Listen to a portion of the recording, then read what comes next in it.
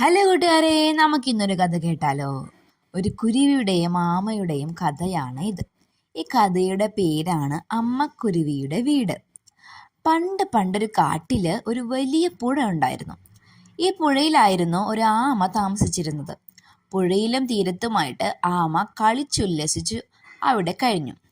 അങ്ങനെ ഇരിക്കെ ഒരു ദിവസം പുഴയുടെ തീരത്തുള്ള മരത്തിൽ ഒരു അമ്മക്കുരുവി കൂടുണ്ടാക്കുന്നത് ആമ കണ്ടു. ഉണങ്ങിയ ചെറിയ കമ്പുകളും ഇലകളും നാരുകളും ഒക്കെ ഉപയോഗിച്ച് ദിവസങ്ങളെടുത്താണ് അമ്മക്കുരുവി തന്റെ കൂട് നിർമ്മാണം പൂർത്തിയാക്കുന്നത്. ആമ പുഴക്കരയിലിരുന്ന് അതെല്ലാം കാണുന്നുണ്ടായിരുന്നു.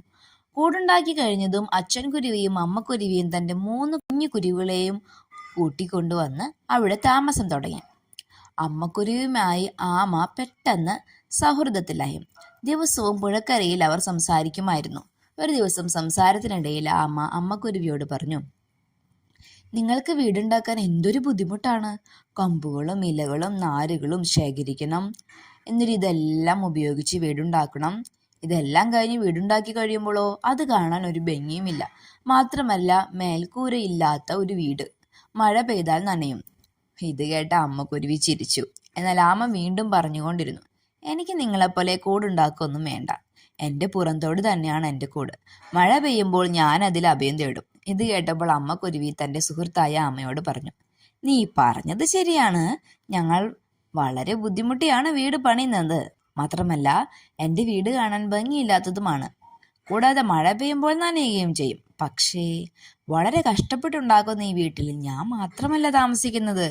ഞാനും എൻ്റെ കുഞ്ഞുങ്ങളും അവരുടെ അച്ഛനും എല്ലാവരും വളരെ സന്തോഷത്തോടെയാണ് താമസിക്കുന്നത്. ഞങ്ങൾ ഒത്തൊരുമയോടെയും സന്തോഷത്തോടെയും ഈ കൂട്ടിലായിരിക്കുകയാണ്. നിന്റെ പുറന്തോട് നിനക്ക് വീട് പോലെ അഭയം തരുമായിരിക്കും. പക്ഷേ അതിൽ നിനക്ക് മാത്രമല്ലേ താമസിക്കാൻ കഴിയൂ. ഒറ്റയ്ക്കൊരു വീട്ടിൽ കഴിയുന്നതിനേക്കാൾ നല്ലതല്ലേ എല്ലാവരും ഒരുമിച്ചൊരു വീട്ടിൽ സന്തോഷത്തോടെ കഴിയുന്നത്? അമ്മക്കുരുവിയുടെ മറുപടി കേട്ട ആമ ഒരു നിമിഷം ചിന്തിച്ചു. എന്നിട്ട് പറഞ്ഞു, എന്നോട് ക്ഷമിക്കൂ, നീ പറഞ്ഞത് ശരിയാണ്. എല്ലാവരും ഒത്തൊരുമയോടെയും സന്തോഷത്തോടെയും ഒരുമിച്ച് കഴിയുമ്പോഴാണ് ഒരു വീട് വീടാകുന്നത്.